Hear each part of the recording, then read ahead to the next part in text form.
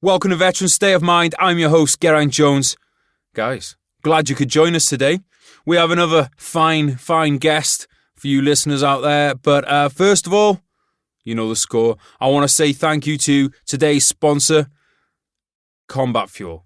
Combat Fuel are good for your gains, and you can take that from me.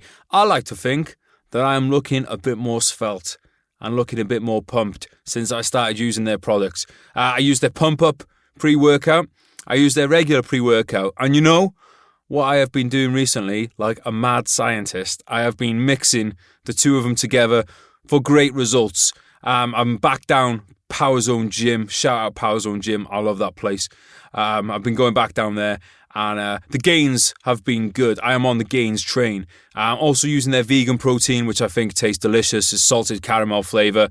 If you don't like it, then there's something wrong with you. Do us a favour, guys. I know some of you have been purchasing Combat Fuel, but to show them that it's worth their time sponsoring the podcast, can you please use the code VSOM at checkout so that they know you came from Veteran State of Mind?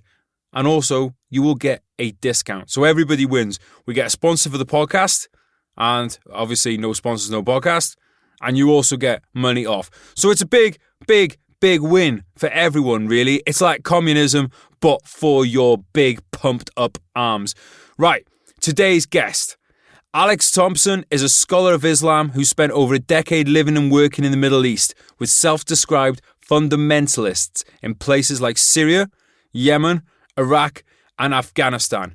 He received a Ph.D. from the University of Chicago, where he wrote his dissertation on medieval Islamic history. Alex has been published in leading military journals and spoken at international conferences on the role of religion in foreign policy. Currently, Alex lives and works in Kansas City. Please give a very warm welcome to Mr. Alex Thompson. Alex, welcome to the podcast, mate. Thanks for coming on. Yeah, thank you for having me. I'm really excited about having this conversation. I gotta say, shout out to the Ginger Ninja, Hugh Keir, for putting us together. We were just having a little chat that I thought might interest people about intermittent fasting. You're saying that you're doing it. It's something that I do myself. Something you're going through at the moment. Yeah, I'm not as hardcore, I think, as a lot of people are, but, they say, this COVID, you either come out fatter or skinnier. And, I've managed to lose about 25 pounds. And awesome. Yeah, it's been great. But, you got to play a little mind. I have to anyway, like you wake up and you're like, I'm really hungry. So I guess I'll go work, or I'll go work out for an hour. And that sort of keeps you distracted, right? Yeah, the workout's a good one. I always think I did it this morning. So, actually, I don't know if you watched the game last night. Did you watch the Kansas City Baltimore game last night? Yeah, of course. All right, so I just caught up on that this morning, dude. So obviously with the time difference, I can't watch that live. Well, I could do, but I wouldn't be very productive the next day. So my Tuesday mornings, because we record in the afternoon, so my Tuesday mornings is kind of like the Monday night game on in the background. Gotcha. How about them Chiefs?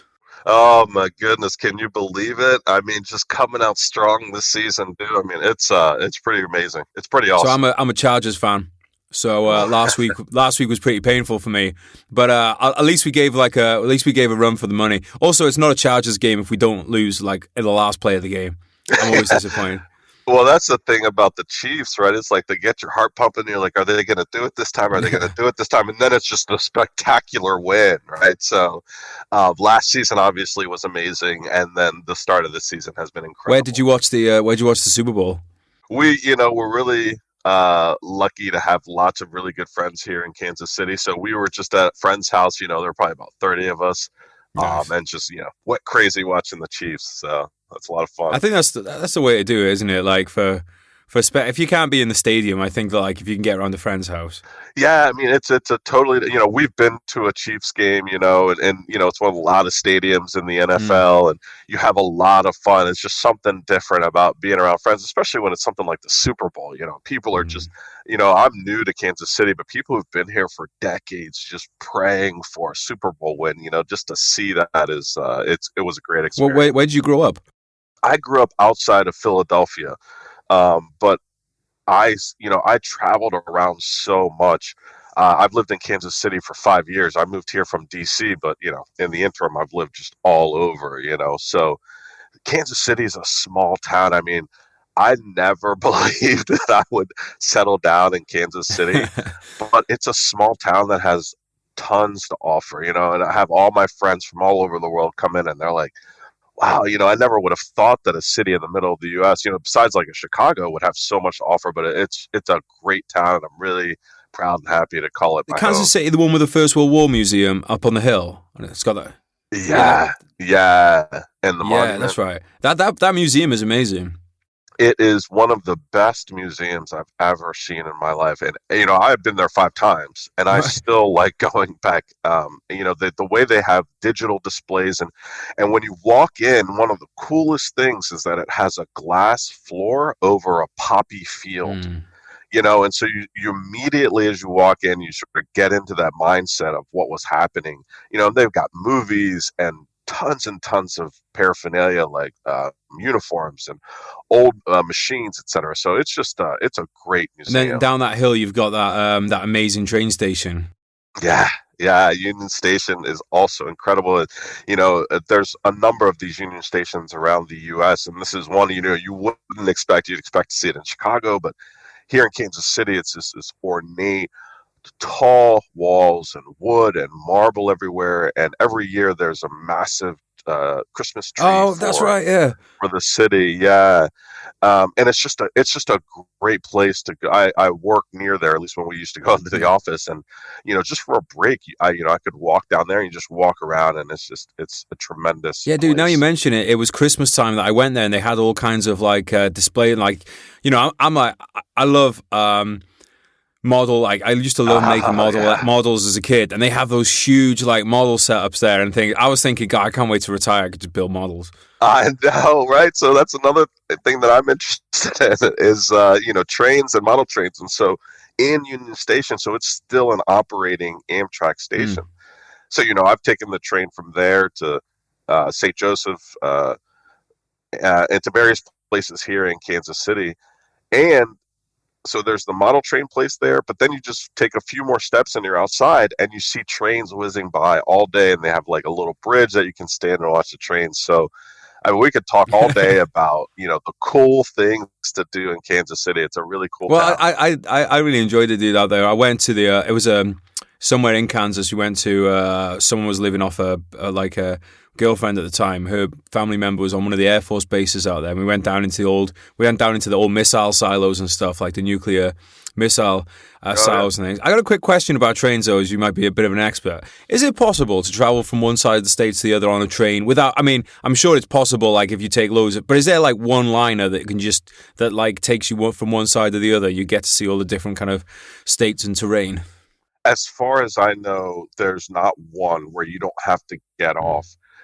But yeah, you can take a number of trains. Like we can take a train from here to California, but you're definitely stopping, and I don't remember if you're switching trains or not. And I've taken a train trip from DC to Chicago on one Mm-hmm. train. So I think maybe like Chicago is a big exchange point. Have you traveled the states much?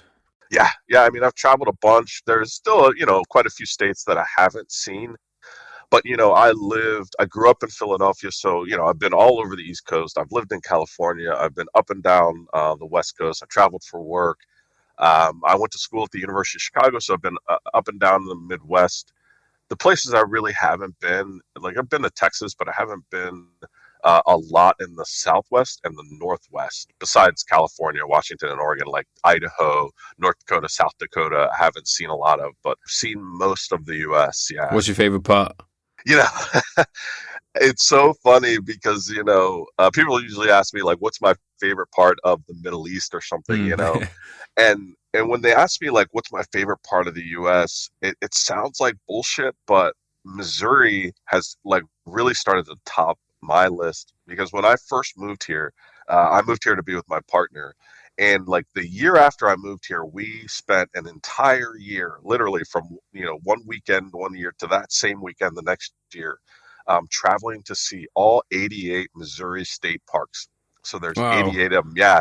And the natural beauty of Missouri is breathtaking. I Hmm. mean, Yeah. it's just something I would have never expected. I would have never thought that I would have those experiences. I mean, lakes that are thousands of acres, fields, And the other thing that they do really well is to have historic sites. So just, this is crazy fact is that the first place that anyone ever discovered that human beings and, the mastodon ever lived together was in Missouri, outside of St. Louis. There's a park that Right. commemorates the finding of this, site. So it's, yeah, Missouri is really at the top of my list in terms of like natural beauty and history.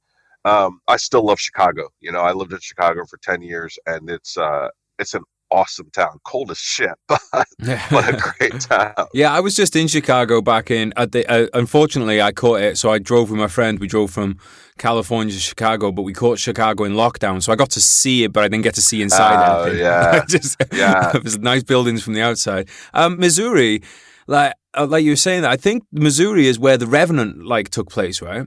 The book and the movie The Revenant, in all those. Because it was like proper frontier country, wasn't it? It was. I don't know that movie. Yeah, but it was like Oh, real. dude, you have to watch it. All You right. have to. It has a man fighting a bear in there, which is based on. Well, But yeah, it happened like this. So it's. But The Revenant. I don't know if a lot of people know Revenant is based on like a true story. In fact, the book, dude. Actually, I know you're a book man. You have to read the book. Never mind the movie. Read the book. You'll love the book. Especially definitely. as it's set around you as well, because you'll be reading it it would be great for you to read it in the middle of winter, because you'll be reading about these guys living in these tiny little forts, because when they say forts, we're talking about frontier country. People think castles and shit. No, you're talking a log cabin with a couple. Yeah. And these guys are just they're out tracking, and they're literally on the edge of the known world back then. I think you'll Oh find it yeah, yeah, fascinating. So yeah. that's people have been telling me off for recommending too many books on the podcast, but there you go. There's another one. Yeah, it sounds like a great read. So I want to go back to your childhood, there, mate, if you don't mind. Yeah, So you grew up outside of Philly. What was what was childhood like for you? yeah. Childhood was terrible for me. Oh, all right, next Yeah. So question. the next question. Moving on. No, I mean it was. So it's weird for me because I wrote this book, and as writing this book, I started to ask my dad questions that you normally don't ask people. But one of the things that I grew up believing was that my dad abandoned us. That one day he, pulled the old, oh, I'm going to go get cigarettes and smokes at the grocery store, and never came Mm, back. But that's not actually what happened. When I was 3 years old, my mom took me and my two sisters and disappeared. I mean, it was just outside Philadelphia. I mean, I'm sure my dad knew, her parents and friends, and if he had have searched, he could have found us, mm. right? But he didn't do that.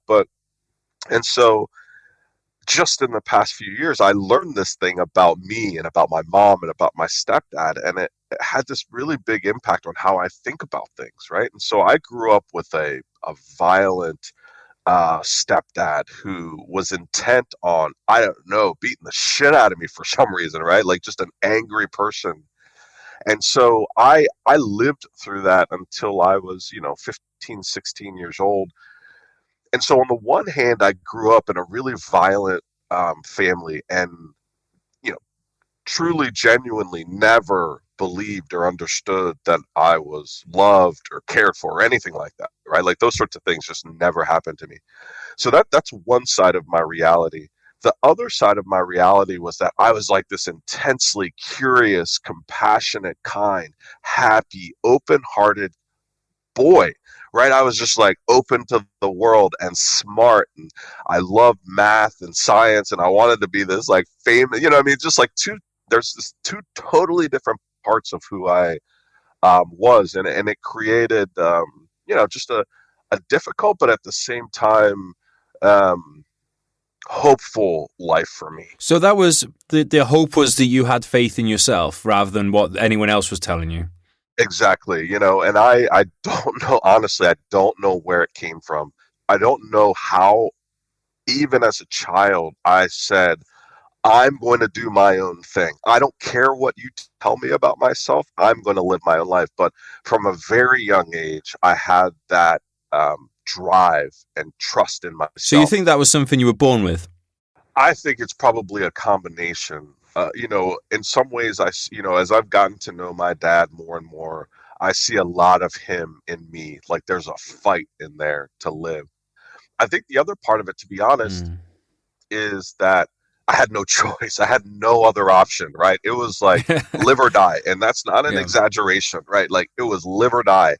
And if you want to live, fuck everybody else, quite honestly. Like and so I know it sounds like I'm exaggerating and I'm trying to make a point here, but I'm not exaggerating. And this is not like something that's made up. It was I could either succumb to the forces that were attacking me, or I could flip my middle finger to the entire world and live my own So did life. you realize then that, like, hey, I'm not, because a lot of people, they get beat down on and they think I must be a fuck up to deserve this. I must be a piece of shit like they're saying I am. Or was your thing like, what the fuck is this guy on about? I'm fucking awesome. Like, and as soon as I'm old enough, I'm out of here and I'll be a fucking winner.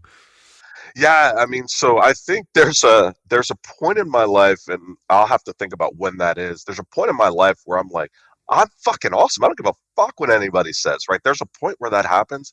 But as a kid, when you're a child, you have no, I mean, psychologically speaking, you don't have a sense of self. Mm. We as individuals, as humans, build that independent sense of self in puberty, like after puberty. So as a child, our concept of who we are is entirely wrapped up in the people around us, right? And so as a kid, and that's what I mean, it wasn't conscious. Like I didn't have this conscious thought of, I'm the shit and I don't care what this asshole is telling me about myself.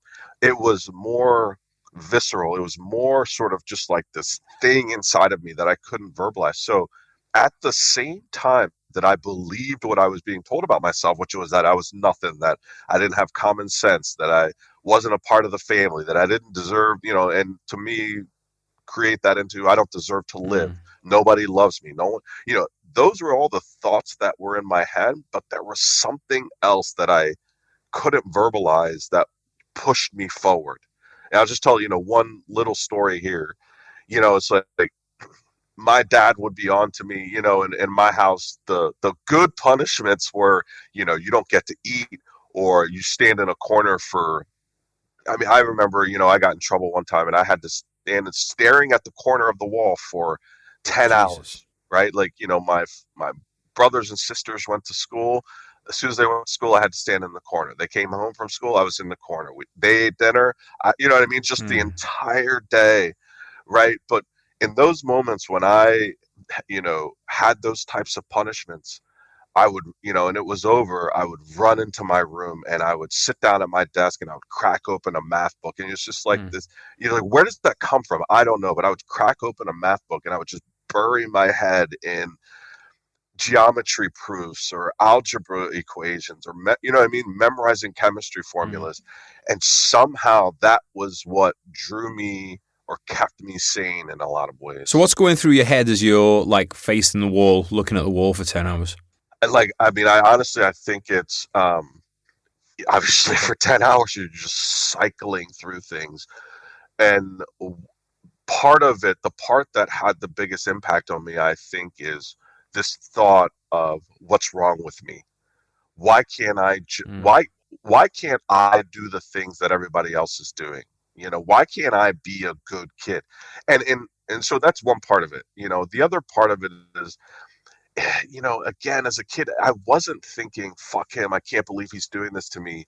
It's really, it became internalized, and let me be clear here.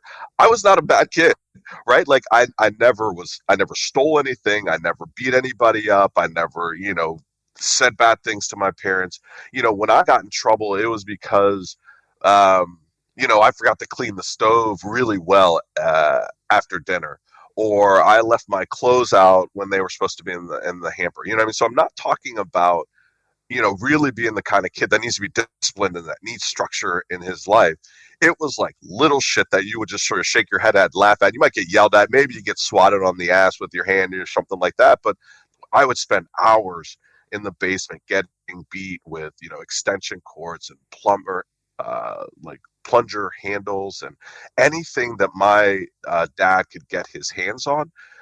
Welts all over my body, bruises, infrequently broke. I mean, just like the type of pain that I suffered was not commensurate with the Mm. things that I was doing, which was just being a Yeah. little kid, essentially, you Did your know. siblings get the same kind of treatment? So certainly, in some ways, my siblings got the same level of treatment. But for me, it was different. You know, it was me. My mom had me and my two sisters from my dad, my real dad. And certainly my two sisters got similar treatment, but there was something different about me. I think one of those things was that I reminded everyone of my dad, my real dad. Ah. Even though I didn't know him, I looked like him, I act like him, I think like him. And that created some issue, right? And so not only was there the physical assault, there was also this like mental assault, which was like, you think you're better than everybody. And the language that I heard as I look back on it was really probably directed at my dad. Mm. You know, it was really a way to create distance between me and my dad. And so basically I was treated like an adult, Right. you know, and they created this bifurcation inside of me that made me wish that I wasn't smart, you know. So one of the ways that I got in trouble was to come home with good grades, right? So Jesus. I was, yeah, I know. I mean, it's insane, Yeah. right? I mean, imagine being a 10-year-old who's coming home smiling from ear to ear, like, oh man, I got almost all A's. I got to Mm. be in, you know, I don't know, social studies, but I'm going to do better, you know. And the first thing you hear is your dad saying, get the fuck out of here. Nobody cares about all that bullshit. Yeah. You don't have common sense. You know, you don't know what you're doing. You know what I mean? And just being cut down at every corner.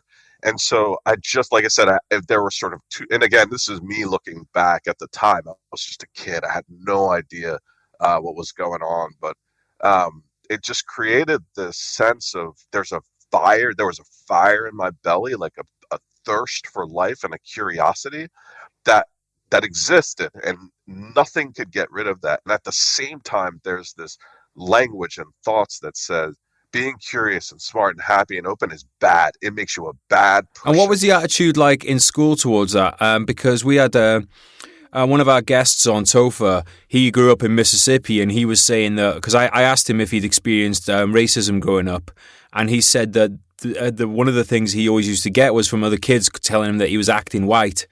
Because Yeah. cause he was because he had like like you he was valedictorian. Sorry, can't say the word. Not valedictorian. Is it? Number one, yeah, one is Yeah, valedictorian. Yeah. yeah. So like he was talking about that. Is that kind of part of it as well?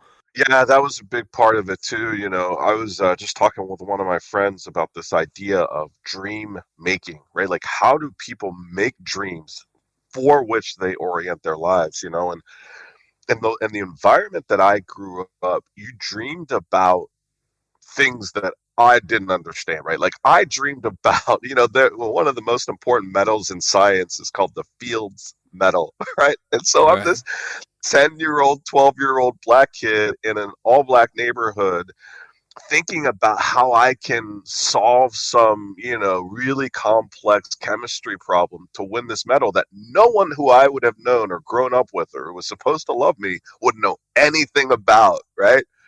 And the language there is like, that's what white people do. Mm. That's not what we do. That's not how we live. And so that was a major part of my growing up, coming to an understanding of what it meant to be black, right? And like I've been saying during this whole time, the sense that however they're describing this, and it could be what it means to be black, what it means to be a man, what it means to be from Philadelphia, what all those sorts of things, it was like I don't know what they mean by that, but Mm. it just doesn't feel right. It doesn't, the way that they're describing what it means to be black doesn't feel like who I am and how I feel about myself. And that just added to the sense that there was something fundamentally wrong with me. And fundamentally wrong and bad, and it made me a bad person. I think I'm putting a really fine point on this, but I just want to be clear. I felt like a bad person because I was smart. Mm-hmm. I mean, Yeah. it's like, how does a child process that? you Well, know? I think that goes for anyone that tries to be different too. You know that like, and Yeah, that transcends age, race, whatever. It's the tall poppy syndrome that exists anyway. You try and do something different. Some people will try and some people will try and cut you down. So if the norm is to get bad grades and you try and get good grades, some people will try and cut you down. If you try, like if the norm is to be lazy and you go out and exercise every day, right. like we've seen it this year, people vilified for going out and exercising. Like Yeah, it's right, just insane. right, right. Yeah, But like yeah, we see it, or we see it all the time. But obviously, as an adult, hopefully you get the point where you go, well, fuck you, I'm doing it anyway. But it's a yeah, lot. That's a right, lot harder to right. do as a child. You mentioned geometry problems, things. So like was math, chemistry, was books one of the escapes? How did you how did you kind of how did you get away from the reality of the fact that you were pretty much constantly under attack? Yeah, so I didn't do a lot of reading, but I did a lot of writing. My Mm, dad is a writer. I mean, I think that's one of the, I said earlier that I see a lot of him in that's really me. interesting. And yeah, I mean, it's crazy because I did not grow up with him, Yeah, right? that's Like, that's so super interesting. and before I met my dad, I didn't believe in nature, this whole nature nurture Hmm. thing. I didn't believe that people were genetically predisposed by their parents. I mean, it's absurd, but I was a kid until I met him. But Hmm. as a kid, I wrote all the time, and I wrote about my mostly about my life, and that was a way for me to escape and find some sort of release. Because even I remember, I mean, it's just absurd, but like even at school, my teachers got the sense somehow that my dad was an asshole. You know what I mean? And they would say things to me like, well, you better get your homework done, or you better not act up or something like that, or I'll tell your dad. Whoa. So I know, right? I It's wasn't just expecting that. I was not. I thought you were going to go the other way with that, man. it's Fuck. crazy, right? And so even when I left the house, I was still under this shroud of violence ultimately. And so it wasn't like, oh, I could go to school and feel free and get good grades. And again, what I'm saying is, it's not like I'm a kid who was terrorizing other kids or wasn't doing my homework. I was a good kid, and so even when I went to school, I felt that veil or Mm. shroud of terror, and my parents basically kept us on lockdown at home. You know what I mean? So I just grew up steeped in this, and like I said, yeah. So writing was an opportunity, but I would say that there just wasn't a lot of opportunity for me to get away from um, just soaking in all that terribleness, Dude, there's something really interesting. I'm so interested in this idea that like traits are passed on. Yeah. Like it's just fascinating. Yeah, I mean, so yeah, I'll just tell you a few stories. So my dad reached out to me when I was 19. I was a freshman in college, and in a lot of ways, it really destroyed my life because I suffered so much as a kid. I had built up this reality, this identity that was really fragile. And when I met my dad, it started to crumble down. But you know, after we started to get to know each other well, he had joined the Navy as a young kid. I joined the Navy. He was a writer. From a time I was really young, was always writing. He's smart. We look exactly alike. And the more that I got to know him, the more I realized that we were like twins separated at birth. I mean, it was crazy. I'll never forget one time I went to go visit him in Minneapolis, and his girlfriend at the time picked me up, and we're just driving down the street, and I'm not shitting you. We're in the middle of the road, and she slams on the brake in the middle of traffic, and she's like, "No, this is not possible." And I'm like, "Whoa, this girl, like, what is happening right now?" And she turns and she looks at me, and she's like, "I had this exact same conversation, same words and all, with your dad at this exact same spot yesterday." Oh my I god. was just like, "Holy crap!" And there's a number of experiences like that where my dad and I say the same thing, unscripted. You know what I mean? It's just Yeah. we are really connected, and it has forced me to admit that there's something there about what I pick up from him. Yeah, because like you say, well, you 2 years old when he left. Yeah, it was around 3. Yeah. Yeah, so that's not like you're not writing at that age and all that, that kind of No, thing. no. And you didn't know it. You didn't really have any contact with him until you were 19. Correct. Yep. Yeah, that's fucking crazy, dude. It makes sense though when you think about it though. Like, I don't know if you have pets or anything, but when you see your pets, like you just pick up your pet from your pet doesn't go to like college or anything to learn what to do what a pet does. It just knows. So it makes sense that we would pass on traits too. Yeah. I mean, it totally makes sense. I mean, you think about genetics, and for me, though, the reason I was so adamantly, this, like I said, this whole nature and nurture question, the reason I was against it is because when I thought about nature and genetics, I didn't think about my dad. I thought about my mom.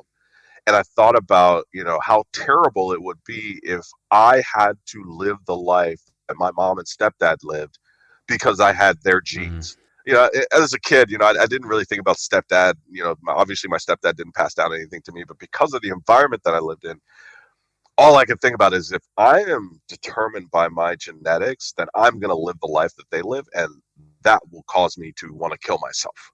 No exaggeration there. You know what I Yeah, mean? definitely. I'm going to put my therapist out on for a second as well, dude. Do you reckon that the reason you were so into like geometrics and that kind of thing was because it's about as inhuman as you can get in a way, as in there's no kind of like you're just kind of dealing in absolutes and you're not dealing in there's no emotion or anything like that involved in it. Is that what something appealed to you about it?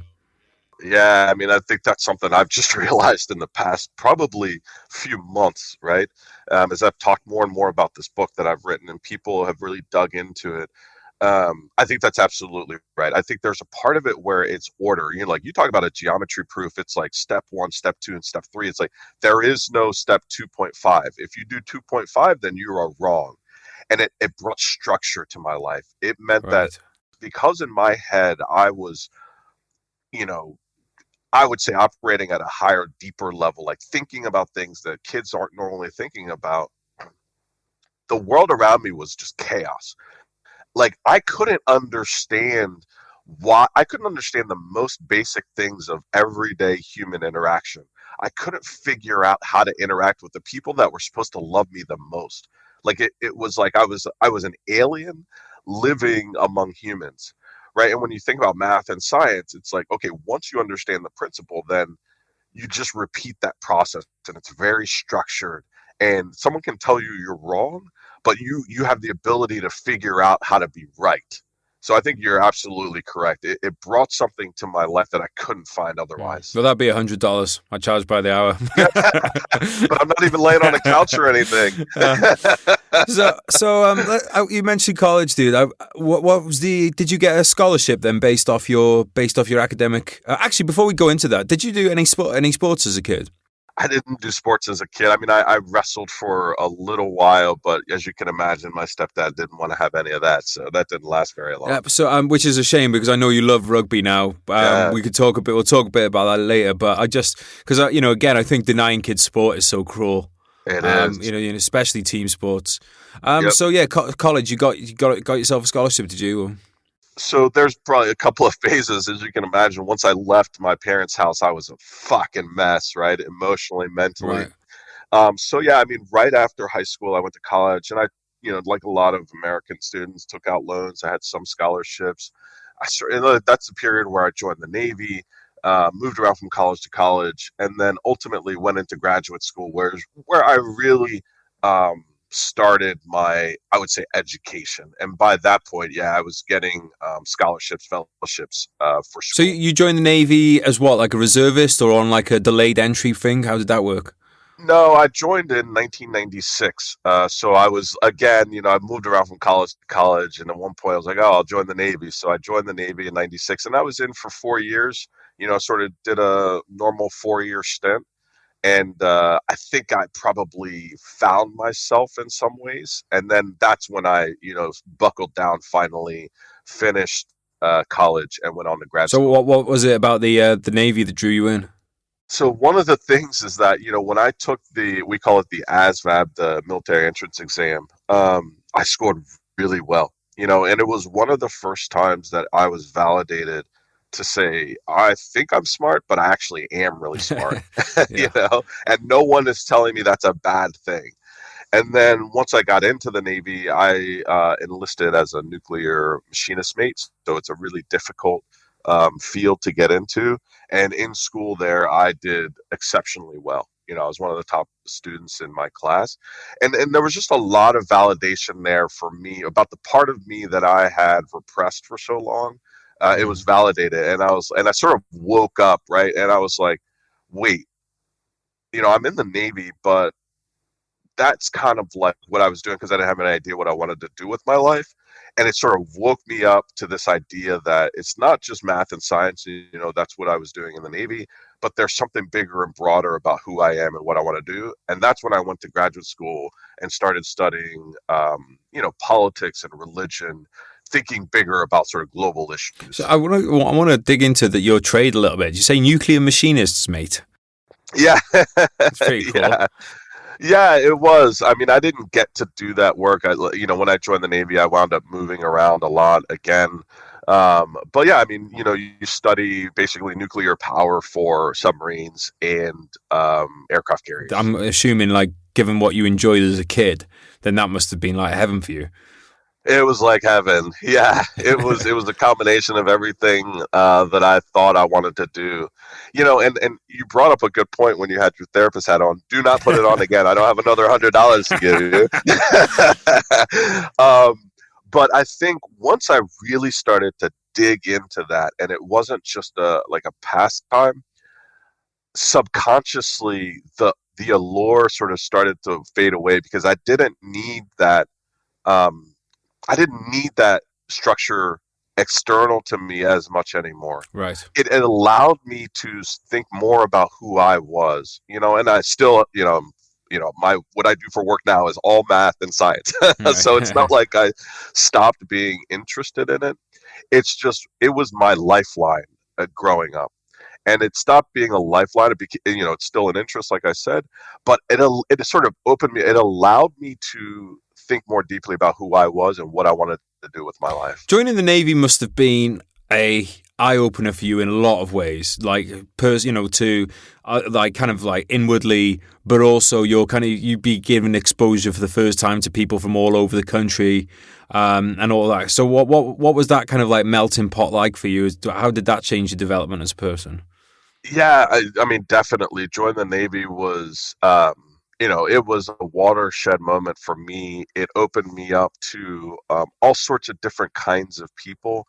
I think, you know, when I think about it, I really think about the academic side of it and how I was able to um, transform myself. It was also a time period where I really started to get to know my dad, and we started to get to know each other.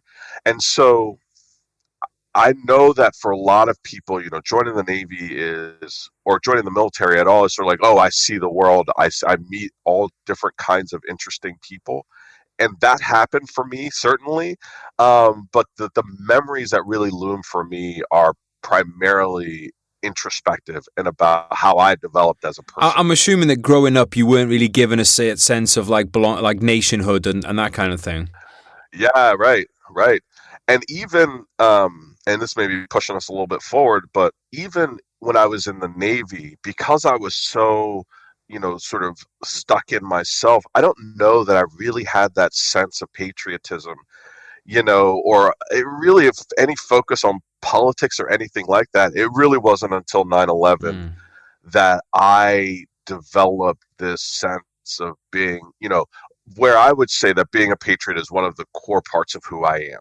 It wasn't until 9/11 that happened. Yeah, because I think growing up, it's like you can attach yourself to something bigger if you feel belittled. If you're getting, Yeah, but you have to have access to it. If you haven't got access, exactly. if you're not on a sports team and hearing other people talking about it, and if you haven't got access to these ideas, because I mean, nationhood and stuff is an idea.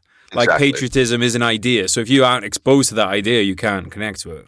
And I've lived so much of my life rejecting identifying with anything or anyone, because again, just looking back, I guess hindsight's 2020, but there was always this fear that I would be rejected by whatever or whomever I attached myself to.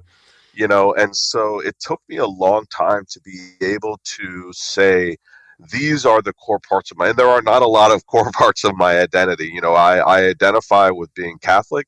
I identify with being a patriot, and I identify with being a rugby player. three very different So, I things, mean, right? and part of that is pissing on people in the showers, is it? That's a core part of the rugby player identity. Is this a recording, or what are we doing? But those are things that saved my life. I probably pushing this forward, but Go for it, man. yeah, one of the things that I always say is that rugby saved my life. There are various periods of my life where I needed to find something, and when I got out of the Navy and I started graduate school, there was a part of me that was just lost, and I found rugby, and I started playing, and the funny story, I guess, is like I always when I would wake up on a Sunday after playing rugby and going to the third half, I'd wake up on a Sunday and be like, "Oh fuck, man, I was out of control last night." And you see all the boys, you see them during the week, and they're like, "Oh, I'd go to them and be like, "Oh fuck, I can't believe we were crazy on Saturday night." And they're like, "What are you talking about?" Yeah.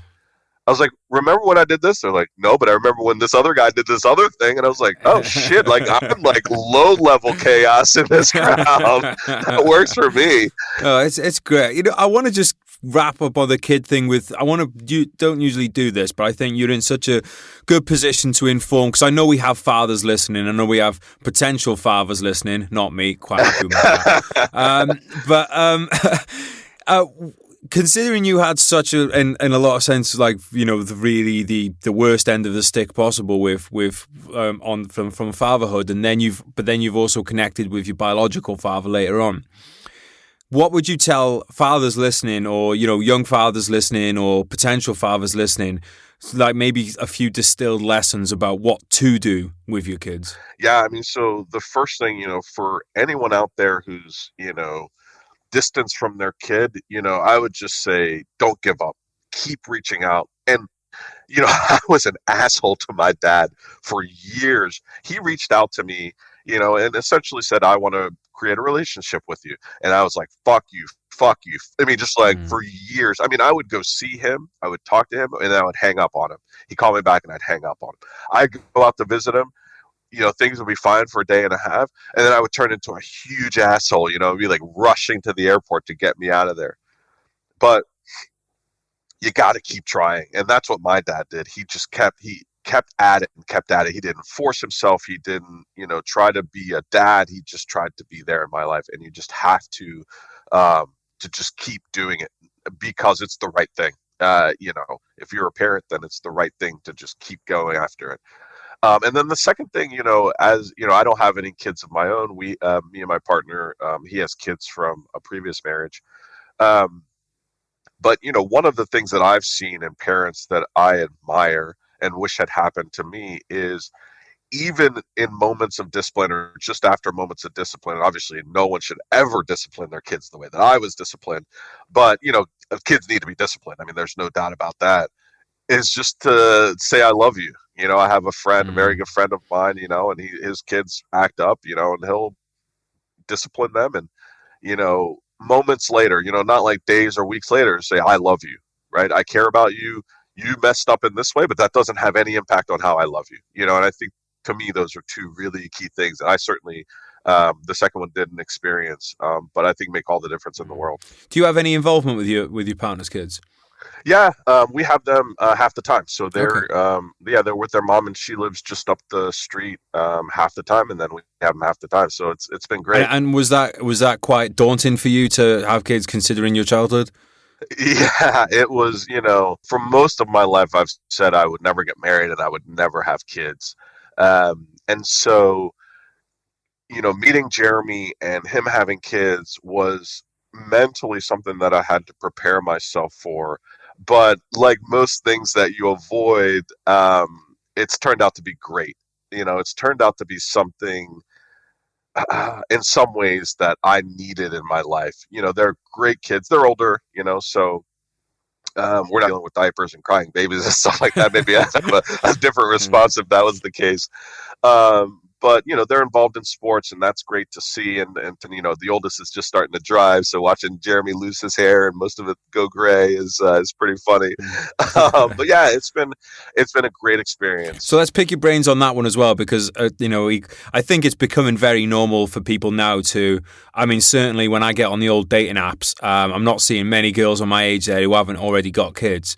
Not in Wrexham anyway. So what kind of advice would you give someone that's going into a relationship with somebody that already has kids from another relationship? Maybe I'll say a few things. One is the hardest part. Especially Jeremy and we're partners, right? We're together. It's not like we're dating, right? And so one of the hardest parts is that when you find the person that you want to spend your life with, you have this fantasy that you'll be the number one person for them, and that no matter what, you're number one in their life. And so that's not true with Jeremy, right? Like, he's got 2 kids, and if obviously if we had kids together, we would share that, putting them first before us. Like parents put their kids above themselves. Right. And so I love the kids as if they were my own, but I had to adjust to that. And that's just, sort of something I think that's real, that I have to deal with, and I imagine other people have to deal with. And it's the right thing, right? Like, I'm like, what if my partner put me above their kids? That would be terrible. You know what I mean? Yeah, it wouldn't be someone you should be with. No, it's not someone that you should want to be with. But I think, because of the way that we think about relationships and what they mean, it's just something I never expected and something that I had to process. But like I said, I would not want it any other way. I would not want to be with someone who put me above their kids. Yeah, and it's just something I never thought about until I was in our relationship. Well, one of the things that I've done is to not force the kind of relationship I have with the kids, right?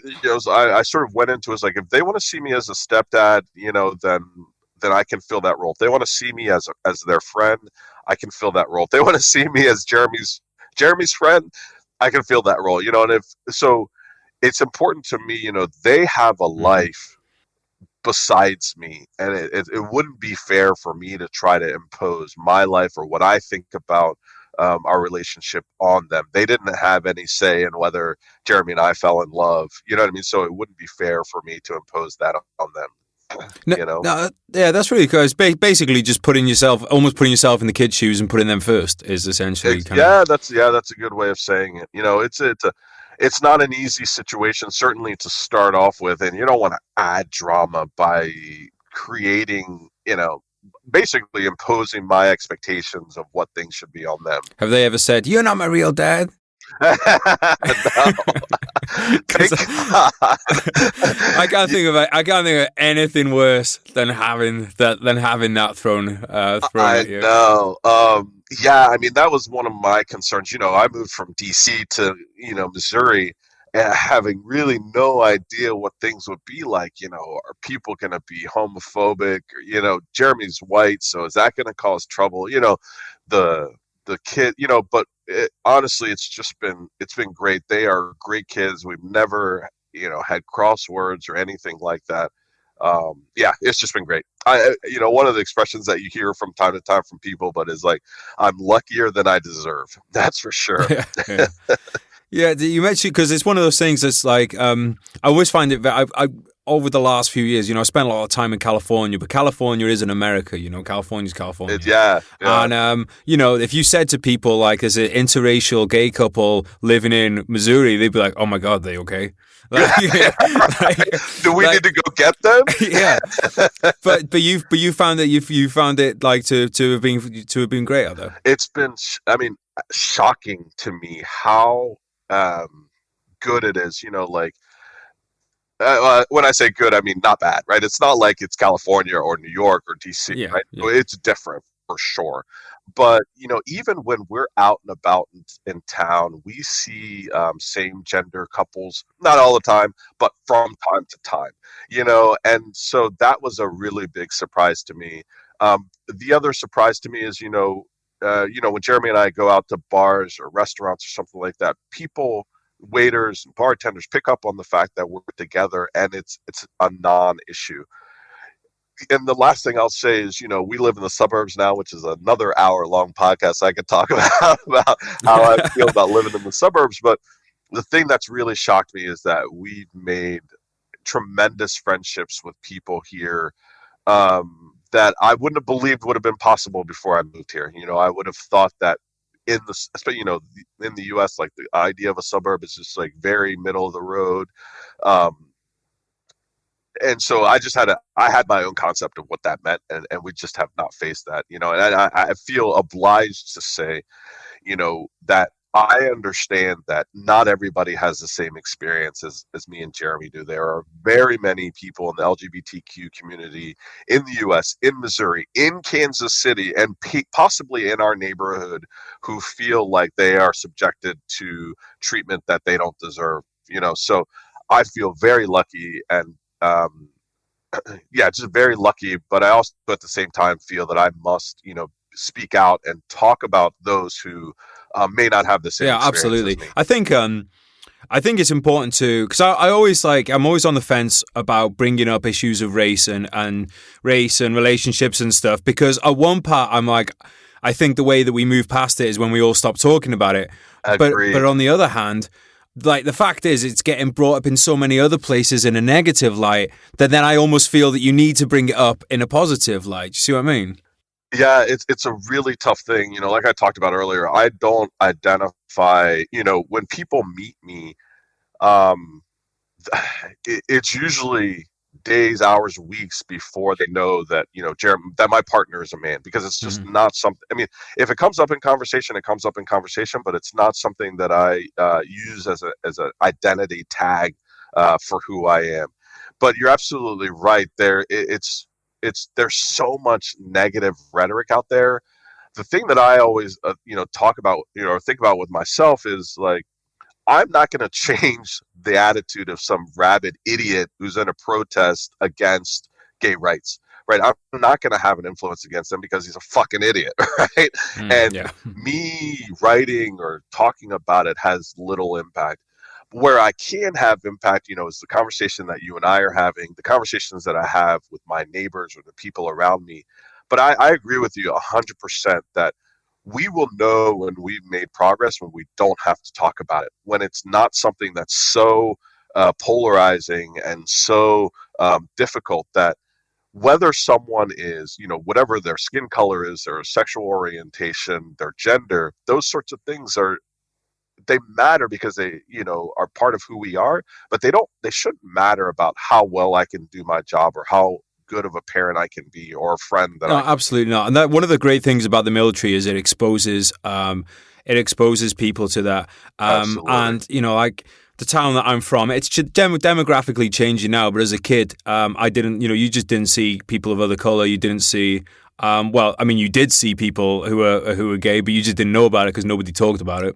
Sure, right. But I know we have like a lot of young listeners listening to this, and I do think that like homophobia is alive and well, and I think there's a difference as well between homophobia and actively hating someone that's different to you. I think that like there's kind of like homophobia light, which is kind of like the more just not just not understanding that a gay man is still a man. Yeah, it's just and I think with because the whole identity thing as well. I mean, look, this podcast is called Veteran State of Mind. I've already made it, so there's there's an identity thing kind of tied into there. But and this is one of the things that I've been trying to do. Like I'm slowly doing it. Is we're trying to like eventually this podcast will not be called Veteran State of Mind anymore. It'll be called something else because I think that the more that we can transcend these identities, the happier we'll all be within ourselves and within society as a whole. I agree. And like you said, there's a difference between a lack of knowledge, awareness, or experience. There's a difference between someone who has no exposure to the LGBTQ community, and so let's say just has crazy, stupid ideas about that community, right?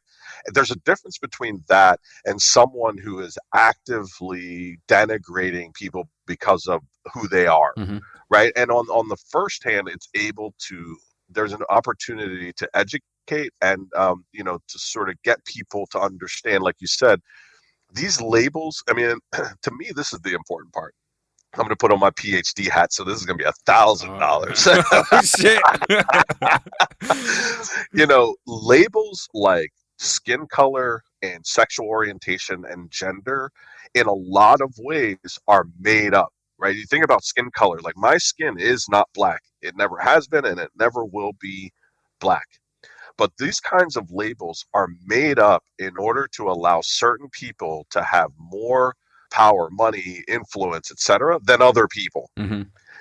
And so the more we break down those labels, I mean, if you put 200 people who are called black together, you're probably going to get close to 200 different skin colors. You're not going to get one black. And if you put 200 gay people or women or men or veterans, you know what I mean? It's like, Yeah. these labels have so little meaning when we really start to look at them. And so what we can do and what you're doing and what I try to do is to be able to bring light to the differences there and the variety. And ultimately, we talk about our experiences as humans, right? And that's when, like you said, that's when we start to not need those kinds of labels. I remember I ran into a boss that I used to have, and we ran into each other at work, and he was like, "Oh yeah, I saw this big black guy riding his bike. Was that you?" And I'm like, "Well," I kind of, I guess, like, that's it, and so it's people, we try to naturalize, we try to say that, oh, I see skin color, it's just, oh, that's just the way it is, that's just the first thing I see. And there is something there, right? There is something about what's really right in front of you is what we see. But if you look at me and you see black, you are not seeing me because my skin is not black. You know what I mean? So, yeah. Yeah, and it's because I've always think you've got to try and think of a way to get it, because it's very hard to get into other people's shoes without kind of trying to find something that's like a similarity. So like for veterans listening, a very watered down version of this would be like, think about every time you see a TV show with a veteran and they're portrayed as being broken and they're crying and they're drinking, and you go, that's not what we're like. Right. So put yourself in the shoes of somebody from a different race or who are going through that all the time, every time the news is on or whatever. Like, and look, dude, you're a smart guy. I like to think that I'm only charging $100 an hour for my services. You're on 1,000 over there, but I like to think that we're both intelligent guys, right? For sure, definitely. And like, this has taken me a fucking very long time to kind of get my head around this, like to understand that like that other people have different experiences other than how we conceptualize them. Yeah, these are not easy things, and that's why for me, underneath it all is compassion. I've got friends across the political, let's just say for now, political spectrum, and in my personal life, I talk about race all the time. I try not to talk about it. I've talked about it more in the past probably 2 weeks, sort of publicly, than I have in my entire life. But, in my private life, I talk about it all the time, and I talk about it with people who have all sorts of different perspectives, right? People who would probably say that they are in some ways racist. Like I have no trouble being friends with people who are struggling through this. It's not easy, and you think about, especially in the recent period in the US, when people are trying to think about racial justice, you think about the books that are really trying to tackle, again, focus on racism here. The books that are really trying to tackle racism, those books are dense, right? And they're not easy to read through because this is not easy. And like you said, we're two smart guys who've had a lot of different experiences. We've been around the world, been exposed to things that lots of people have not been. And so on the side where, people are trying to break down racist structures, let's just say, I think there can be a lack of compassion, right? A lack of understanding and a willingness to engage people in conversation because this is really difficult stuff to figure out. When you've spent your formative years or your entire life, and sometimes your entire adult life, living inside of language structures, like, me, I'm talking about skin color, right? And I'm saying things like, oh, my skin is not black. For some people, that's going to be really revelatory. That's going to be like, oh, shit. Because I remember when someone who's described as a black person and who would have described himself as a black person, I was in my 20s before I ever looked down at my arm and was like, oh, fuck. Like, that's not black. Like, what the hell is going on? You know what I mean? Yeah. So for me, if it took me 20 years and it describes me, it's going to take a long time for those who it doesn't describe. Yeah. I think so much of this as well is when you're not fully happy about who you are as a person, you look for things to identify with that you can take. For instance, as a Welsh person, I could identify as being very anti-English and very Welsh, and and have all that because I don't know who I am. Right. So it's like, well, here's this defined idea of the Welshman that hates the English. I'll Right. attach myself to that because now I've been given. It's like when you pick your character on Call of Duty. You're given like, there you go, there's your character. And I think then the more you know about yourself, the more you discover about yourself, the less you give a fuck about all these other kind of identities, because you understand then that within each of those identities, they're actually all just total fucking it's a total bogus idea. Like, because the idea that every black person has the same experience, every Welsh person has the same experience. No, of course not. Within the studio right now, me and Peter have had a very different experience in life, So I think the more you just start to break yourself down, the more you realize that all these other things are. Doesn't mean that, like, look, it's fair to say that some things do have, there can be common experiences. Sure, but right. but it's not speaking for everyone, and it doesn't necessarily mean it's the truth unless you accept it as the truth. Yeah, and the area where this really hit me, like I said, when 9/11 happened, it's when the patriotic bone in my body just went on supercharge, and it's the damnedest thing, and I really hate it, but it's sort of like in the US today, it's like if you are patriotic, if you, stand for the flag and, believe we should be saying the Pledge of Allegiance, etc., people assume that it puts you on the right side of, on the conservative side of political issues. And so I had to, so 9/11 happened. I went to Iraq, I went to Afghanistan, I went to Central and Eastern Africa working with, the Marine Corps and Army Special Forces. And I couldn't stop being a patriot. I couldn't stop loving my country, right? Like, it is a core part of who I am. At the same time, I have the sense to not just accept U.S. policy whole cloth, right? And just say, oh, well, if the U.S. is doing it, then it must be good, right? There, you know what I mean? Like, my country, do or die. No, I mean, I think it gives me, having done what I've done and loving my country the way that I do, it requires me to be critical at certain points in time, and so we take, like you said, we take on this identity, and sometimes people say, oh, I love my country, I'm patriotic, therefore I'm not going to question, or this is what it means for me to fit into that mold, and therefore I must do these sorts of things. And like I said, it's the damnedest thing, and I hate the fact that when I describe myself as being patriotic, I get lumped into some category, which in some ways appeals to me, in some ways I agree with, but in some ways I don't agree with. And I want to be able to have that conversation which says, no, we can love our country and be critical about the things that we do. I think that to be critical of your country is the highest form of patriotism, because if you, like, for instance, you and I both, we probably trying to be a better version of ourselves on a daily basis, right? So if that's the case for us as individuals, why can't we ask that of our country? Exactly. Why would we accept anything less than trying to be better? It doesn't mean that we think that. It doesn't mean that we hate our country. I get mad. I get mad at America a lot because I think America has the greatest potential of any country on the planet. Yeah. No, I absolutely agree. I was talking about, like, American optimism with a friend of mine. He's actually Romanian, but he's been in the U.S. for a long time. And he really seized on the idea that it can be delusional, that people can have hopes and dreams that are just ridiculous. I was sort of like, maybe, but I was like, this is a core part of who we are as a nation. And certainly, as you've heard more about my story, why this idea of, American optimism is so important to me, right? Because it means that if you can come from nothing, materially have no money, mentally, spiritually, like, just be completely beaten down and accomplish your wildest dreams. And like you said, I mean, I think part of what affects, this current political situation, and I do not want to talk about it in a lot of detail, right? But one of the things we can all agree on is that it's really polarized.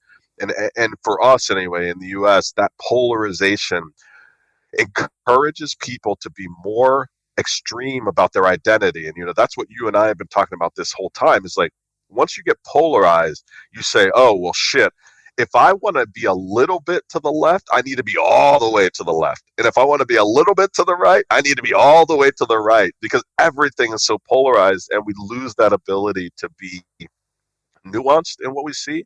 And I think this is what you're saying, is that when we can be nuanced and say yes to this and no to that, that's when we really move forward as a nation. So that's my last talk about political stuff. Yeah, dude. No, what I wanted to ask you is what is it that you love about America? Because I love America. Yeah. I could go on about all day about what I love. I got my issues with it, but I have my issues with everything. Yeah. So what is it that you love about America? What is it that makes you patriotic? So probably the first thing I would say is I think every day about these young Marines that I worked with in Iraq, in Afghanistan, in Central and East, in the middle of nowhere in the world. Kids, right, 18, 19-year-old, 20-year-olds who are leading squads or platoons, and they were 100% committed and dedicated to the mission. Shitting in bags, eating their food out of bags, sleeping on the ground. Not the same bags. That's the joke, right? Not the same bag. No. I mean, with the Marines, I never want to jump to conclusions. I know for our Marine listeners out there, I know you guys like a nice juicy crayon sandwich. So I'm just yeah, so I did that for years, and I saw, like I said, kids who had no fucking idea what they were doing. At the end of the day, had no idea, about Islam, about the Middle East, about international policy, about nation building. But they were going all in and committed to making a difference. And to me, I'm sure that happens other places, but, because I'm American, that made me see a part of who we are as a people in a new way. Another thing that really, inspires me, I think, one of the original, 16th century ideas about, the New World, let's say, about the colonies, was this idea of like a city on a hill, and so this idea that what would become America could be an example of what it means to achieve your highest potential. And that's that resonates with my life, like my ability to have come from where I came from, and to accomplish what I've accomplished, which isn't, it's not like it's an amazing feat at all, but it's amazing for me. It's amazing that someone who came from where I came from is able to live the life that I live. And those sorts of things, like that potential and ability to rise out of the depths is what really motivates me about the US and being about an American. Yeah, me too, mate. I absolutely love it. I love America. Has its issues, Yeah. where doesn't, and it's still America. I still think it's like America's a teenager right now in terms of countries.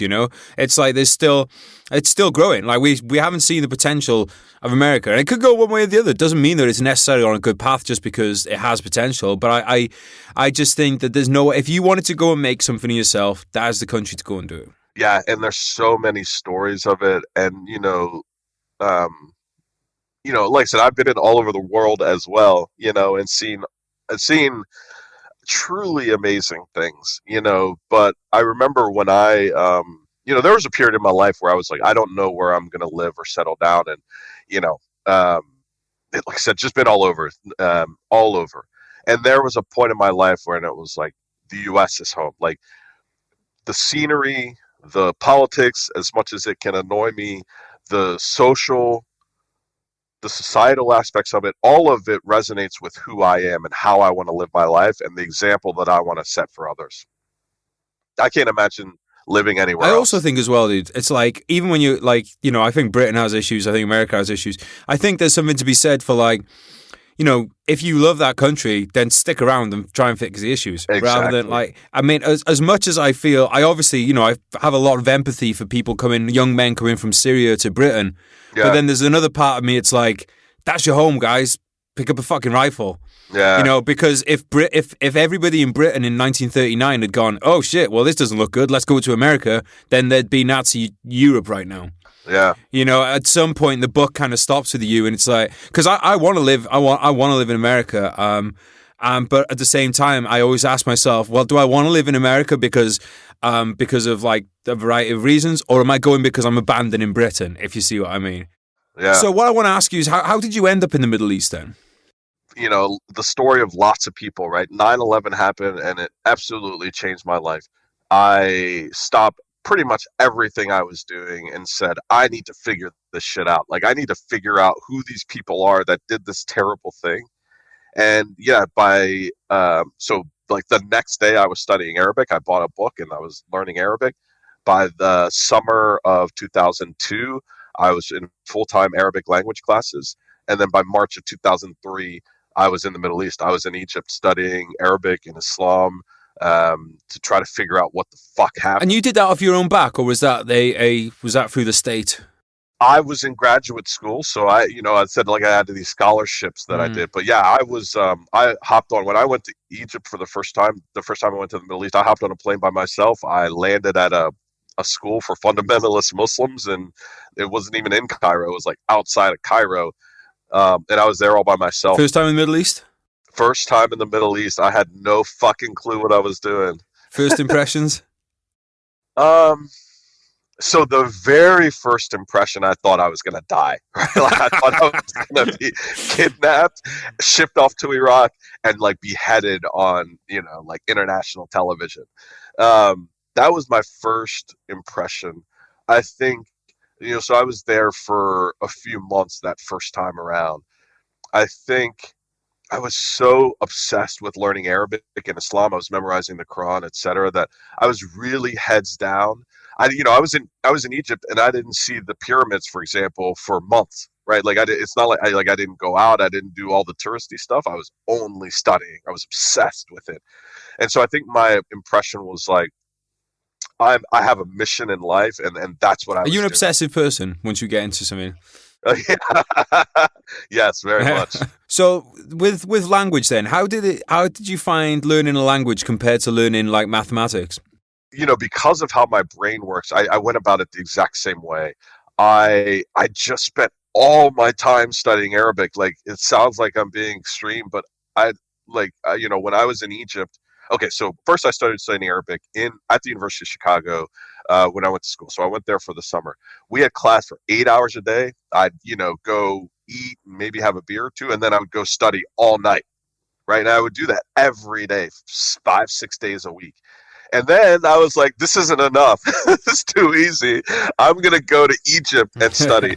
And when I went there, I only had about 3 hours or 4 hours of class a day. But I would wake up, I would study all morning, go to class, you know what I mean? And then after class, I would go home and I would study all. I didn't have any friends. I couldn't go out to the bars or anything like that. I spent all of my time studying. And so it was really just, like fire for effect, right? Just like take it all in. What's driving you when you're doing that? Or is it literally just like an instinct, like breathing? So the start of it, when I think lots of us remember 9/11, where we were, how we saw it, and that experience. And for me, that's, like I said, when that patriotism really flared up in me. And I think a lot of people said, I can't believe they did this to us. And that wasn't really my reaction. My reaction was, what is this? Who are these people? How could they do something like this? And there was like this intense curiosity. And so it wasn't an instinct. Like when I, first started studying Arabic, the instinct is there because I have like an obsessive compulsive personality, and I've learned how to manage that, right? And how to funnel it into healthy things and not unhealthy things, which, I've done a lot of as well.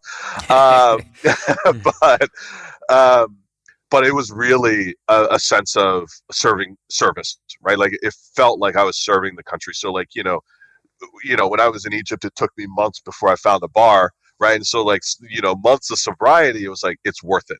I need to do this, and this is the right thing to do. And in my head, I was like, I'm not married. I don't have kids. There are tons of people out there who would be doing this if they could, but they don't have the time or the money or the experience or whatever, and I have to do it. It felt like, I felt like there was this responsibility that I had, and that drove me for about 13 years. You went to the Middle East to learn about, why 9/11 took place. What did you find out? Let me start from the end. I'm about to say something which is going to sound very arrogant, but I'm going to say it for a reason, right? Earlier in the podcast, I talked about dream making, and one of the reasons that I have these kinds of conversations and have put myself out there and wrote a book is because I want to inspire people to chase after the wildest dream they've ever imagined, right? And so this is what I'm going to say. When 9/11 happened, I said, I need to figure this out. And then I did, right? Like, I accomplished my goal. Did I, fix the U.S. Middle East relations? Of course not. Did I prevent war? No, not at all. But I devoted my entire life to understanding fundamentalist Islam, and then I understood it, right? And so for people out there listening who, in the deep, dark recesses of who they are, have this dream about becoming something or doing something or saying something, go do it. Go do it, right? And so for me, what I did is embedded with fundamentalist Muslims around the world, right? And I prayed with them. I memorized the Quran. I memorized like religious law, and found a way to get caught up in that culture, you know. And the things that I learned are really, I mean, it's going to sound sort of maybe pedestrian, but what I learned was about how to build relationships. And we've been talking about that through this whole podcast. And so what we tried to do, in the global war on terror was in some ways about regime change, right? It was around top down, and like, how do we change the political and social structures to dismantle terrorism, let's just say. But for me, what I saw was that we needed to be able to meet people at their level and speak their language, right? And be able to talk in about the world in the way that they see the world. And so it's war. Bullets and guns are necessary. Bad things are going to happen. I'm not taking away from that at all. But what I'm saying is that for me, the real core, the real proof, or the real opportunity for change is our ability, us outsiders, to develop relationships with those who we believe can change their environment. I'm going to bring this back a little bit and stop yammering on here. One of the things that we talked about is in the future, we won't need to talk about labels because we'll have developed, whether I'm gay or not becomes irrelevant to whether you and I can have a friendship because we are interacting with each other on a human level. I think the same thing applies in the Middle East, where we've tried to help bring about change.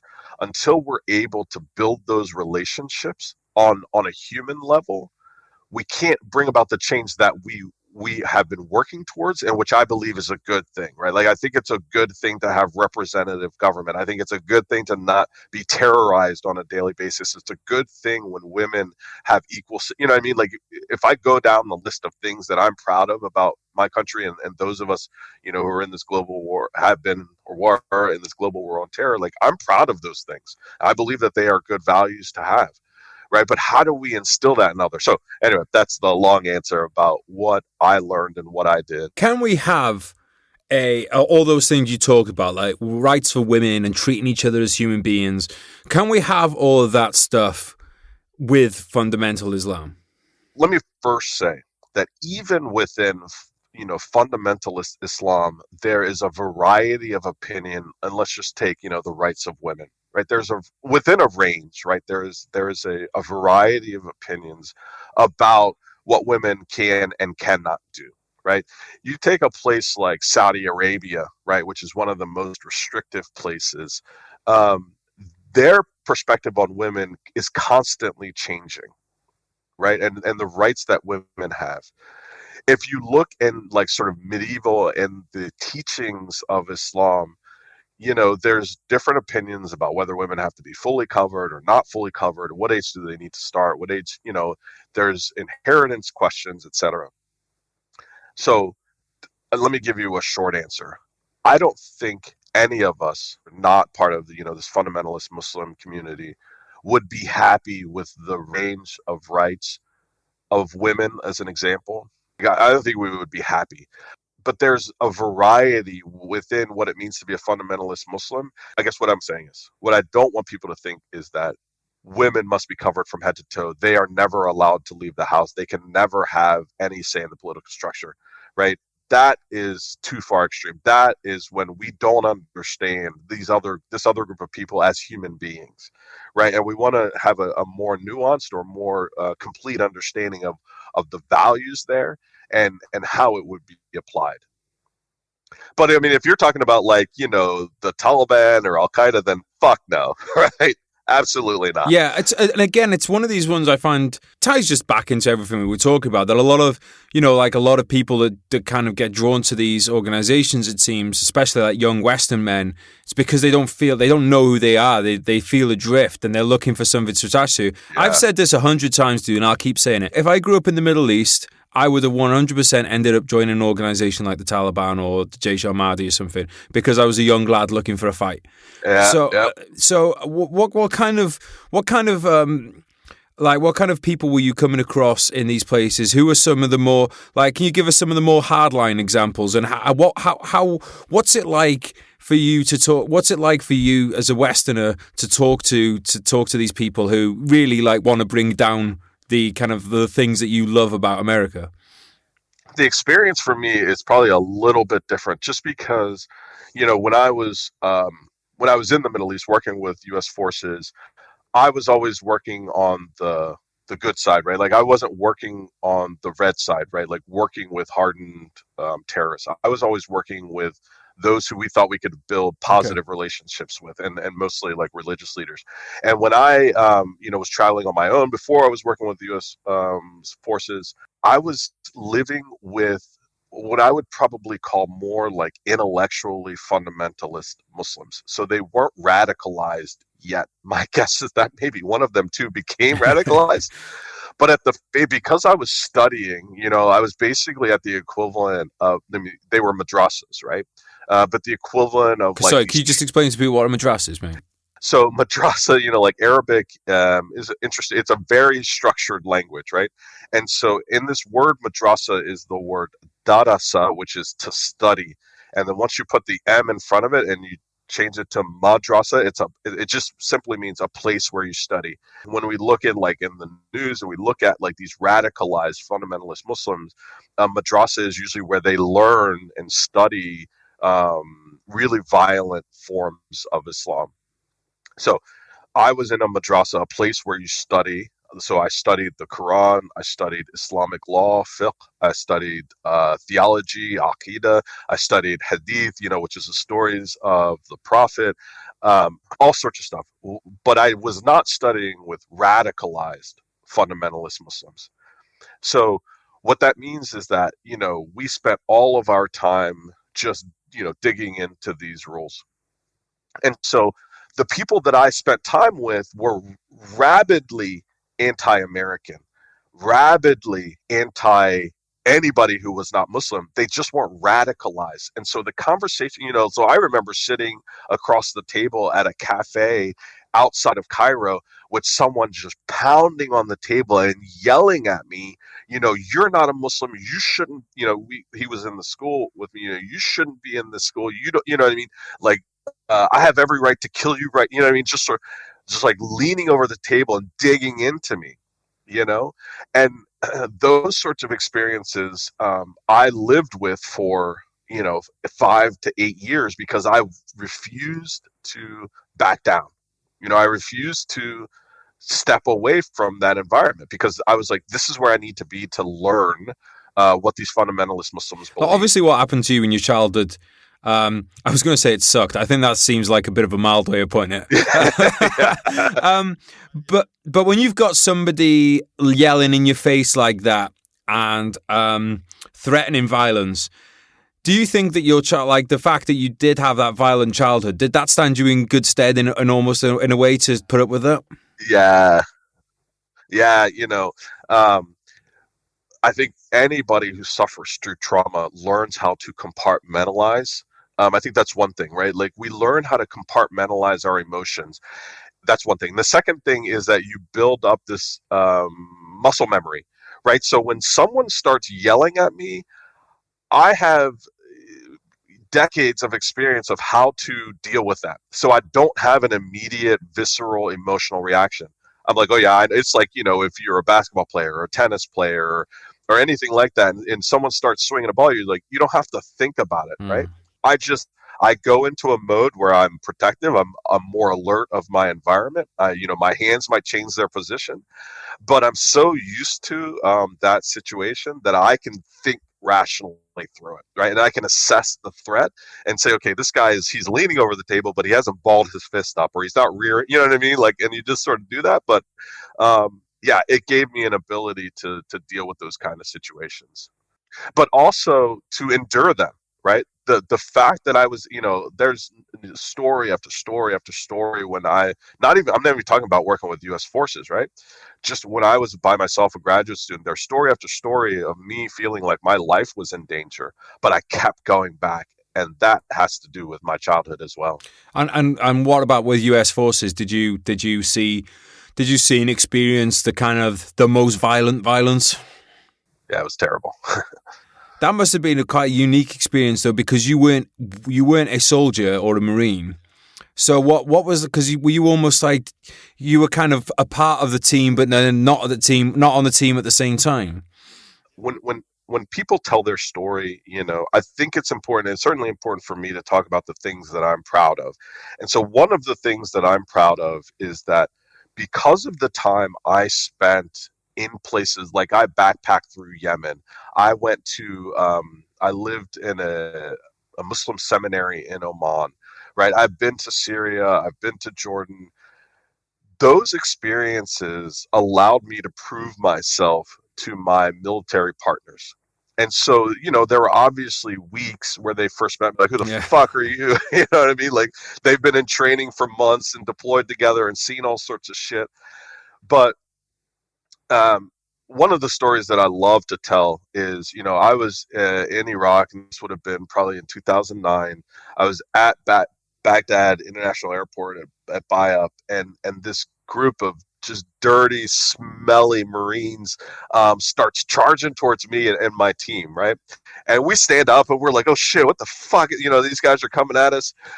And they're like, hey, you're Mr. Thompson, aren't you? And I was like, yeah. They were like, you were at our fob a few months ago. And they had just come back from patrol, and we sat them down, and I was talking to them about the Quran and about, women's rights in Islam and, like theology and all this sort of stuff. And it was months ago, and they're like, we remember you. They're like, we barely, thought we were paying attention or anything. But ever since we had that conversation with you, we've been walking around and we see things differently. We no longer look at, a man, a woman walking behind a man and want to shoot the guy because he's being terrible. It's like, we don't like it, but we understand it better. And we're able to, you gave us a few tidbits here and there from the Quran, and we're able to sort of bring that out every now and Yeah, again. that stuff is huge. And so it's just even little stuff like that. It's because, like I said, these 18, 19-year-old kids don't know anything, right? Like, they know how to shoot straight and they know how to fight, right? But they don't know anything about the Middle East, and so giving them that knowledge and information to me, that was my mission in life, right? Is to, like I said, it's war, and bad things happen in war. But if I can give someone the tools they need to pull the trigger one less time when they don't need to, or to, when they're doing their threat assessment, it's not from their perspective, it's from the perspective of the people that they're dealing with, right? And if they see a movement or someone acting a certain way, they're like, oh yeah, I remember that's part of their prayer ritual, or he's probably, rather than it being, oh fuck, this is a serious threat here, I need to escalate. Yeah, I mean, in counterinsurgency, Like it's that one incident where you fired where you shouldn't have fired, that might lose you the village for the entirety of the operation. It's huge. Those little bits of understanding. I think that Exactly. it's something people always talk about.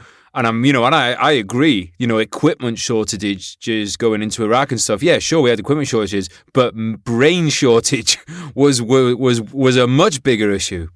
Yeah, and it was, I was part of a project that was meant to bring social scientists to combat units, and so I took that, like I said before, I'm a very passionate and sort of obsessive type person, but I took that as a serious mission. They would come into our office and we were all civilians, and they'd say, hey, I was in Fallujah, it was like, they'd be like, hey, we need somebody to go into the Triangle of Death, and I'd be like, I'll go. Part of me wonders whether I had some sort of death wish or something like that, but that's another different conversation, right? But I said I'll go because I again had this sense of I've lived with fundamentalist Muslims for years. I'm the person. Again, it's a sense of arrogance there, but also a sense of mission. I'm the person who knows this better than anyone. I'm the person who can fix this. I must go help these guys, these kids, these, units who haven't been trained in this, right? Don't have the skills that they need to solve these kinds of questions. And so every time someone said, we need you to go to the worst parts of the world to do the worst things, I raised my hand and I said, I'll I'd go. say that's confidence as well, rather than arrogance. Yeah, I'm being hard on You're myself, being but humble yeah. on yourself. I like that's. It's like Yeah, yeah. if you've done the train, and it's like the person that steps into the UFC ring. That person has stepped into that ring after doing years of preparation. You can say they're arrogant. No, it's confidence. You've built Yeah. and you have to earn confidence. You earn confidence by going into all these different, by going to mosques in Oman and by walking across Yemen, which I don't recommend most people do, by the way.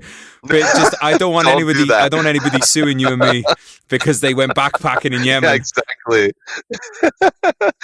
Yeah, no, I So absolutely you agree. you had all these high octane kind of experiences. How does one transition to the suburbs in Missouri from doing that?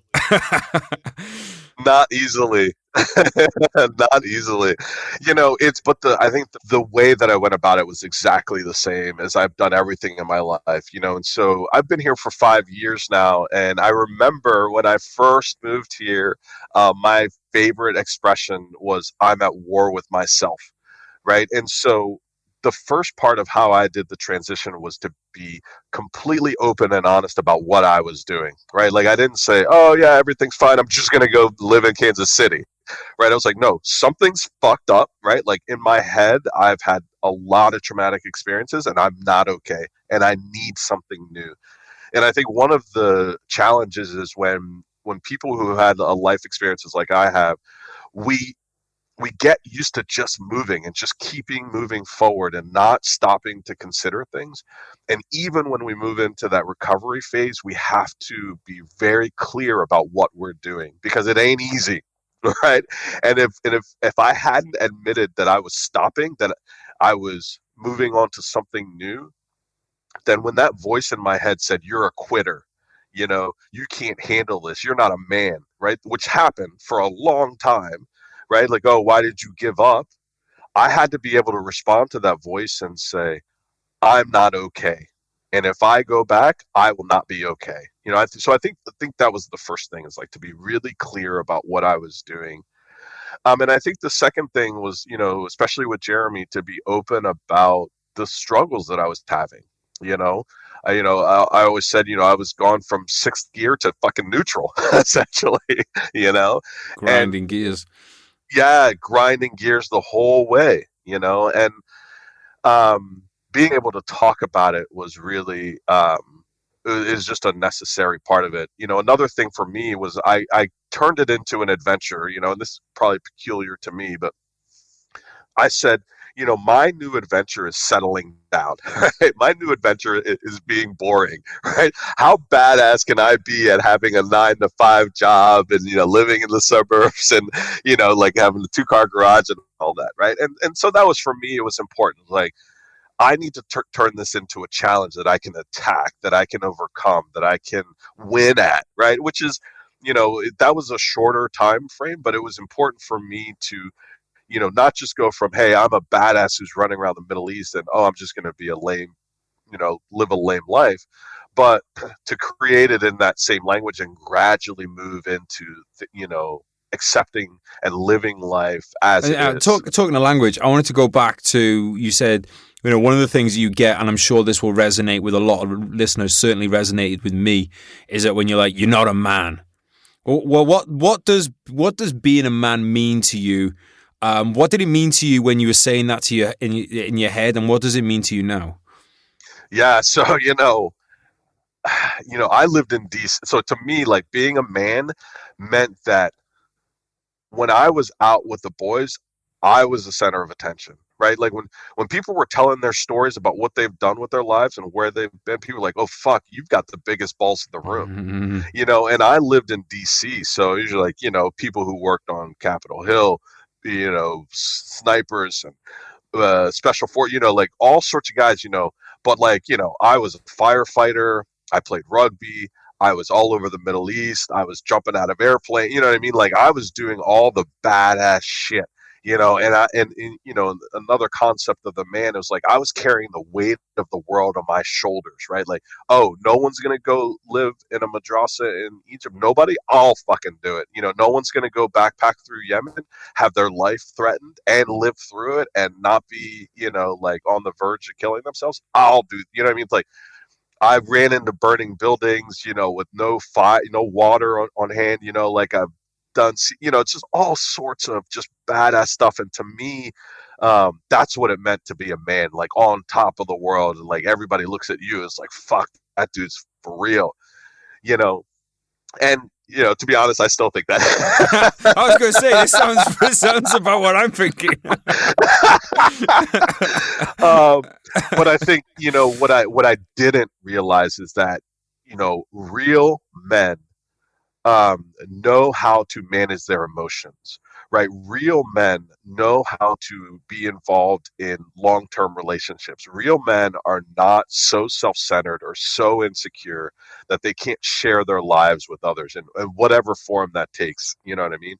And so me, like, and again, I've stepped back from even using the term being a real man. I think that there's some things about that which cause me to be unhealthy, right? And so I'm really cautious about how I label myself as a man now, even though, like I said, I still, am really happy about having been a badass, But yeah, you can't beat the burning building one, dude. That's dope. Yeah, exactly. I mean, and that's the thing is, like, when I look back, it's like, you can't run into a burning building if you're second guessing it or if you're wondering about who you are or that kind of stuff. You know what I mean? It's like, you just do it. Like, I couldn't have done the things that I did in my life if I, like you said, there's confidence for sure. And another side of it is like kind of being a meathead, right? Like, kind of being just like a dope, just doing whatever, and there's, like you said, there's kids who just want to be in a fight, right? And then in a lot of ways, that's how I was. I just wanted to be in a fight. But there comes a point, and I think this is part of standing up and sort of I want to come up with a better word than being a man, but that's all a word I know right now. But there's something else about being a man, right? Which is the ability, as you get older, to reflect on that, to avoid the same mistakes that we made, to be healthy and to be an example of healthy living. Yeah, I mean, Stephen Pressfield, I don't know if you're familiar with him, the author. We had him on the podcast, one of my favorite authors. He has a series going on his Instagram at the moment about the, archetypes. And it sounds like you're transitioning right now from the warrior archetype into the sage archetype. But that's like a... How much do I get to charge as a stage, man? No, you got to go old stoic. You just got to wear an old toga and live on the streets, dude. It's not a... That sounds like the time after playing a rugby match.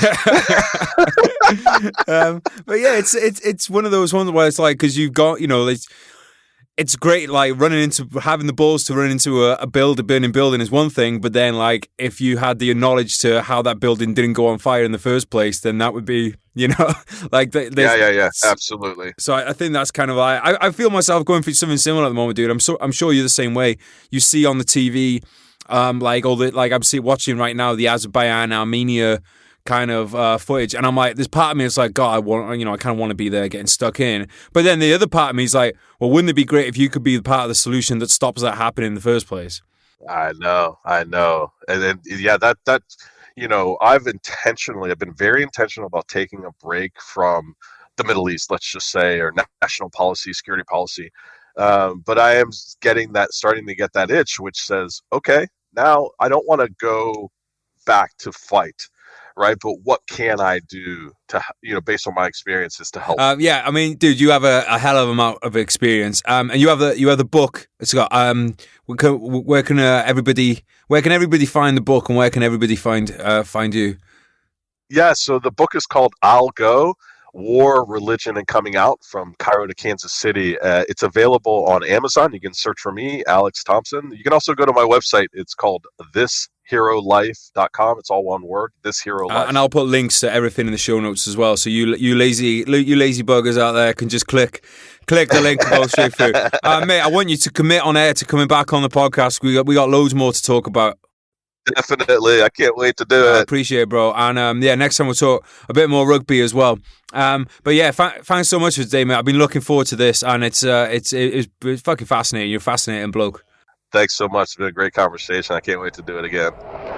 Guys, thank you for joining us today. Alex, thank you so much for coming on, mate. I hope you are a regular guest too on the podcast. Really enjoyed that.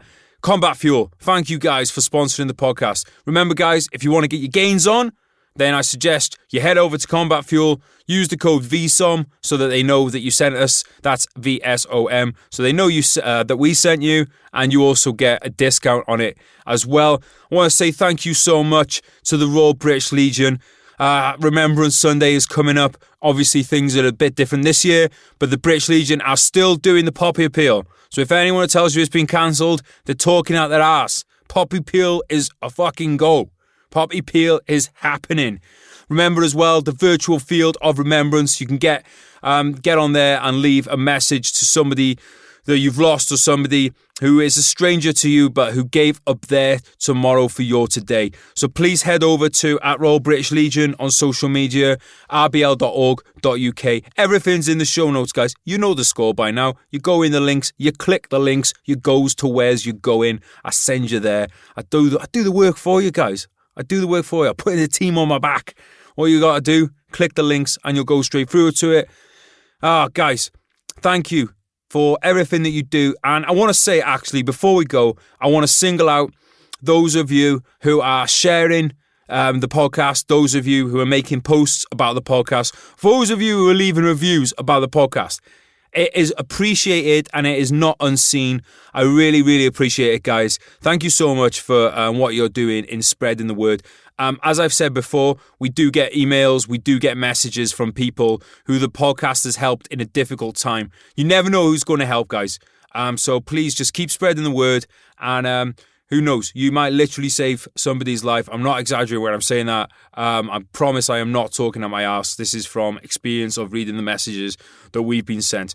And it wouldn't happen without you guys, and it wouldn't happen without our sponsors. It wouldn't happen without the Royal British Legion. So thanks to all of you. We will be back very soon. I'll catch you next time. Love you, bye. You told me not to worry, and you wouldn't break my heart. You told me you were sorry, yeah, my whole world fell apart. You said it's not my fault, and yeah, I've never done you wrong. I'm grinding to a halt, now I can see you're moving on. I promised I'd get better, and I told you things would change. You keep me to the gutter, yeah, I'll never be the same.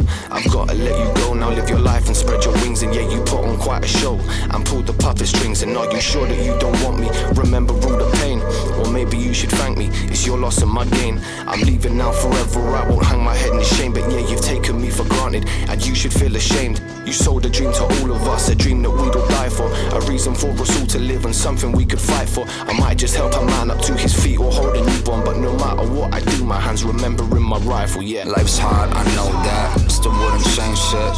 I wouldn't go back, yeah, I wouldn't go back. Feelings I hold back, memories fade, yeah, they go fast, yeah, they go fast. Good times to come and go, survive the highs and lows, just take it step by step, I guess, yeah, I suppose. Good times to come and go, survive the highs and lows, just take it step by step, I guess, yeah, I suppose.